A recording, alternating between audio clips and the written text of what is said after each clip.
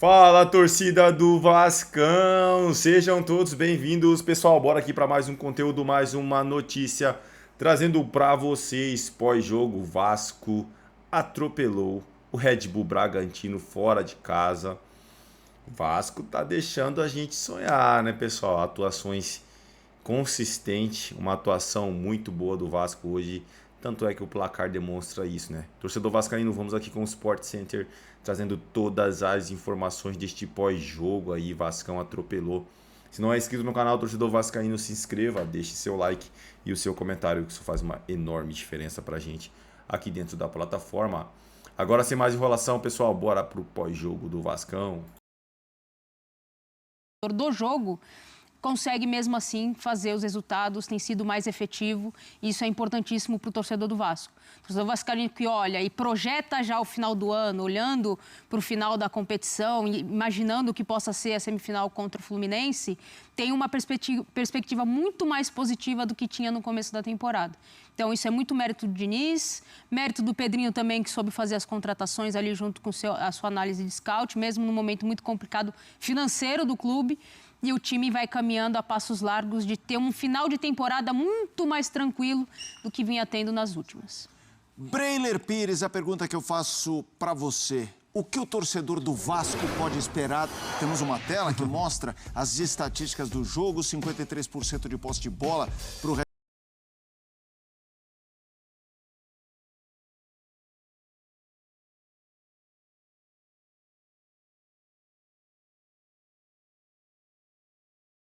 19. O que pegar a quarta vitória consecutiva no campeonato é curioso, né? Nos últimos 12 jogos do Vasco, só uma derrota, aquela para o Palmeiras, vem numa sequência de recuperação, uma das melhores campanhas desse retorno do Campeonato Brasileiro.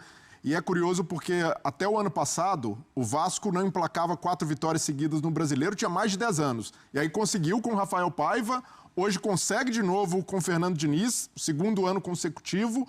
E mostra solidez, mostra futebol, mostra um time que sabe se reinventar. E como a Nath falou, mesmo sem o Ryan, volta o Verratti, faz 2 gols, voltando a marcar, ganhando confiança. O time continua funcionando bem, não perdeu a fluidez sem o Ryan. E isso mostra que a identidade de jogo está bem estabelecida. O time hoje tem muito mais segurança, é o 3º jogo consecutivo sem tomar gol. Quem viu o Vasco do começo do ano, isso daí parece coisa de outro mundo, porque era um time muito frágil na defesa e hoje com Carlos Cuesta, com Robert Renan, com Cauã Barros na proteção da zaga, a defesa do Vasco passa muito mais confiança e a gente pode dizer, Felipe, o dinizismo está deixando o torcedor do Vasco sonhar. Tá mesmo. E não só com a vaga na Libertadores, que é palpável agora, o Vasco chega aos 42 pontos, engrenando, né, arrancando com a 5ª marcha, mas olhando também para dezembro, se o Vasco chegar lá jogando essa bola, é forte candidato ao título da Copa do Brasil. Porque hoje, e aí é recorte do momento, nenhum dos outros 3 finalistas joga tão bem como o Vasco. O Vasco está num momento muito bom. E aí a gente precisa também ponderar. Falta muito tempo, até dezembro tem muita água para rolar, tem de manter constância, tem de manter o time bem fisicamente, mas por esse recorte, pelo que o time tem jogado, e não é só um espasmo, não é só um lampejo, já é uma sequência, a gente pode dizer que o torcedor do Vasco, além de sonhar com a Libertadores, pode sonhar em voltar a levantar uma taça importante, né, que não vem desde 2011, e o torcedor do Vasco começa a enxergar um time confiável, sobretudo uma defesa confiável, algo que praticamente não existiu durante boa parte da temporada. Vamos ao palco do jogo. Isso mesmo, a gente vai para Bragança Paulista com a Jalile Elias, que chega com as informações. Red Bull Bragantino 0-3 para a equipe do Vasco da Gama. Jalile, boa noite.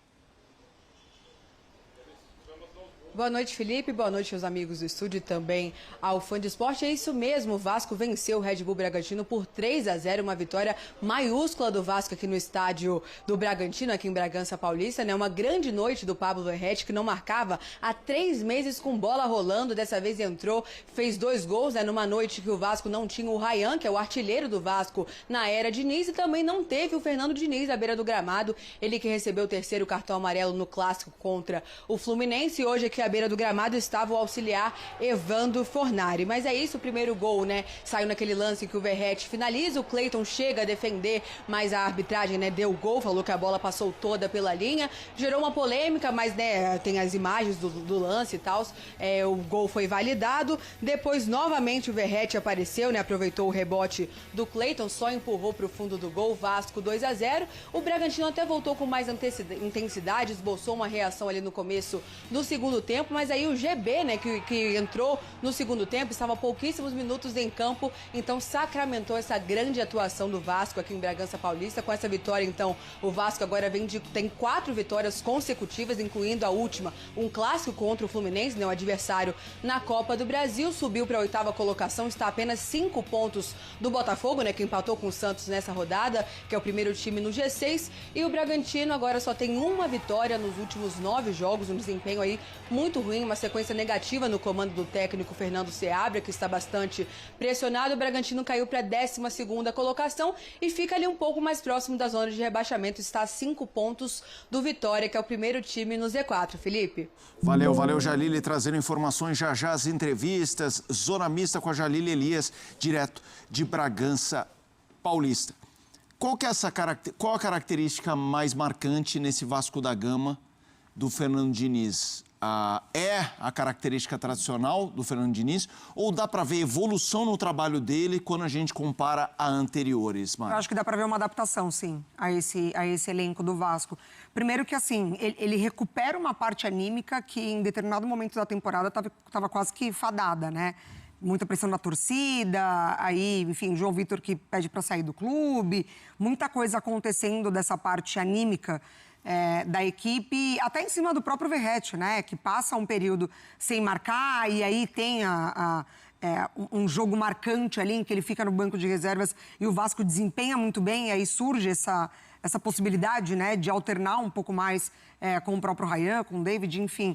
Mas eu acho que é uma adaptação, porque em alguns lampejos que a gente acompanhou do Vasco já de uma outra temporada, esse jogo direto funcionou, né, muito bem, muito mais com esse lado esquerdo, sempre buscando o Verratti, mas em alguns momentos funcionou.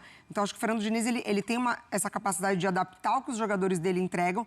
Por exemplo, a gente vê o Paulo Henrique participando muito, né, das jogadas ofensivas do Vasco. Então, assim, ganha a oportunidade na seleção, volta, continua num nível altíssimo, muito participativo, bem defensivamente. Quando precisou jogar o Puma para o lado esquerdo, também não comprometeu tanto assim. Então, acho que ele consegue se adaptar com o que ele tem em mãos, porque ele não tem os zagueiros mais técnicos para sair jogando. Ele não tem os laterais mais técnicos também para se aproximar do Jardim, enfim, e sair jogando essa zona muito, muito perigosa, né? Que a gente tanto viu já no trabalho do Fernando Diniz. Mas mais do que isso, a gente vê hoje um Vasco conseguindo responder também do banco de reservas. Hoje, por exemplo, entra o Hugo Moura, que participa do lance do terceiro gol, que é do GB, que sai do banco de reservas também. Então, além de tudo, ele consegue ter essas trocas e não perder muito do que é o time, né? E esse é um ponto, né, Mari? Porque hoje o Vasco está no G8. O torcedor vai olhar o time em 8º e falar: olha, o Pedrinho tinha razão. Lembra lá atrás quando o presidente falou que o elenco era de G8? Mas se a gente lembrar o elenco do Vasco naquele momento, não tinha essa profundidade, não tinha zagueiro confiável. E hoje, Cuesta e Robert Renan elevam e muito o nível da defesa. Sim. E é isso, não é à toa que o Vasco não toma gol há 3 jogos. Cauã Barros, que foi ali, era um cria de São Januário, que o Vasco emprestou para o América, até não soube avaliar o potencial, a margem de evolução, e logo foi buscar de volta e consertou o meio-campo.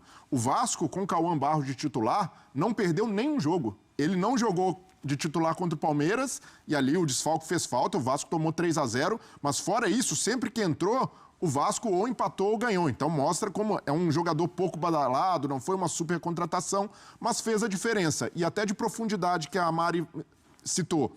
Você tem um cara como o Matheus França, que entra no segundo tempo e continua fazendo o time render. Você tem o Andrés Gomes, que não só deu mais uma opção de velocidade, como fez o time ter outra rotação. É um jogador de muito arranque, participa, né, faz a jogada e dá assistência para o gol do GB.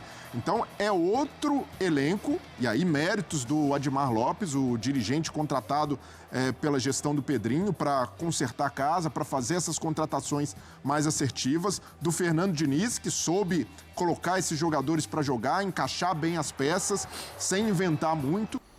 É isso aí, torcida do Vascão, cara. Vasco tá deixando a gente sonhar, né? O Vascão aí vem sendo, né, um dos melhores times do segundo turno. O Vasco perdia, se eu não me engano, perdia só para o Palmeiras em relação ao melhor time do segundo turno. E agora o Vasco emplaca mais uma vitória. O jogo foi, né, chutes ali, estava praticamente igual, posse de bola para o Bragantino, mas posse de bola não ganha jogo, que ganha jogo é gol, né? O Vasco teve 91 precisão de passe. Cara, foi assim, estatística de um time que jogou fora de casa e que amassou. Agora é manter a consistência. Risco de rebaixamento praticamente, ó, já era. Então o Vasco do Diniz tá conseguindo manter uma regularidade, né? A primeira vitória ali no clássico, agora mais uma contra o Red Bull. Esta aqui para mim mais expressiva por conta de ser fora de casa. O Red Bull Bragantino fora de casa é muito forte. Então o Vasco foi lá e meteu 3-0. O Paulo Henrique tá jogando muita bola, realmente o comentarista da ESPN acertou e muito. Ele tá jogando muita bola. E é isso, pessoal. O Vascão vence mais uma. Cola ali na Libertadores. Cola no grupinho da Libertadores. E o Pedrinho tava certo que o Vascão é time de G8, né? É um dos oitavo elenco melhor do Brasil. É isso aí, torcedor vascaíno. Eu agradeço a vocês pela companhia. Pessoal, se não é inscrito no canal, se inscreva. Deixe seu like e o seu comentário, que isso faz uma enorme diferença. Valeu!